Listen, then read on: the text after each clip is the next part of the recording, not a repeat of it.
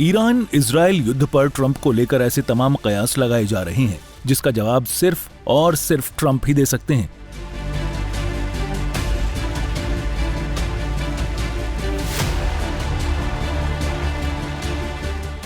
इस बीच इजराइल के PM Netanyahu का कहना है कि अमेरिका की एंट्री हो या न हो, इजराइल अपना युद्ध लड़ने में पूरी तरह सक्षम है।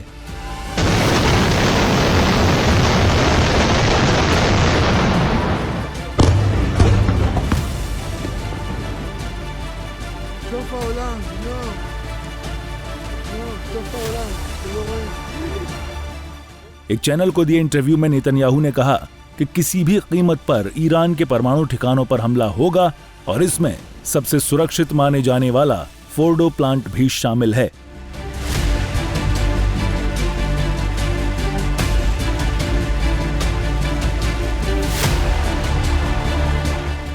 नेतन्याहू ने बताया कि यह सैन्य ऑपरेशन पिछले कई महीनों से प्लान किया जा रहा था ताकि ईरान को परमाणु हथियार बनाने से रोका जा सके।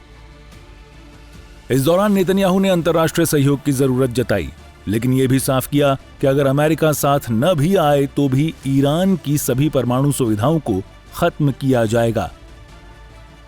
नेतन्याहू ने दावा किया कि इजराइल फोर्डो जैसी सुरक्षित जगहों पर हमला करने में सक्षम है और अमेरिका, खासकर राष्ट्रपति डोनाल्ड ट्रंप ने उन्हें कभी ऐसा करने से नहीं रोका है।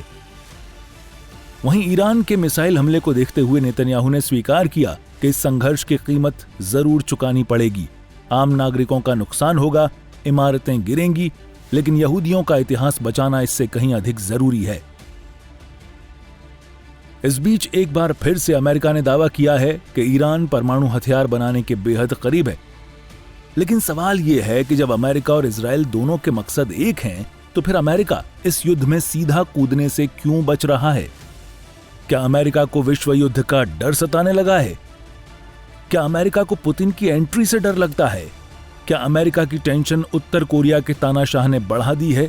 क्या इस युद्ध में चीन की एंट्री से ट्रंप घबरा गए हैं, या फिर इसके पीछे का मकसद कुछ और है?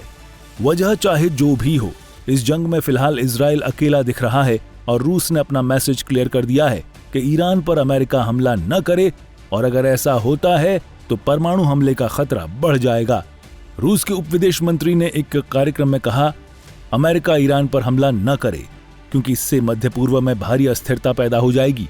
साथ ही इजराइल के हमलों से परमाणु आपदा शुरू होने का खतरा है। और इतना ही नहीं, उत्तर कोरिया के तानाशाह किम जोंग की सनक के बारे में कौन नहीं जानता है।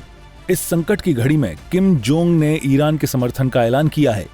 यहां ध्यान ये भी रहे कि कुछ रिपोर्ट्स के मुताबिक किम जोंग की सेना रूस की ओर से यूक्रेन में भी जंग लड़ रही है। इस बीच चीन भी ईरान के साथ खड़ा दिखता है और ये तीनों देश परमाणु संपन्न है। ऐसे में ये कयास कि क्या अमेरिकी राष्ट्रपति ट्रंप इन सभी संभावित खतरों के आकलन में जुटे हैं और जल्द किसी नतीजे पर पहुंचेंगे। वैसे भी ट्रंप ने अभी 2 दिनों पहले ही कहा है कि इस जंग में अमेरिका की एंट्री होगी या फिर नहीं, सिर्फ हमें पता है। ब्यूरो रिपोर्ट, सूर्य समाचार।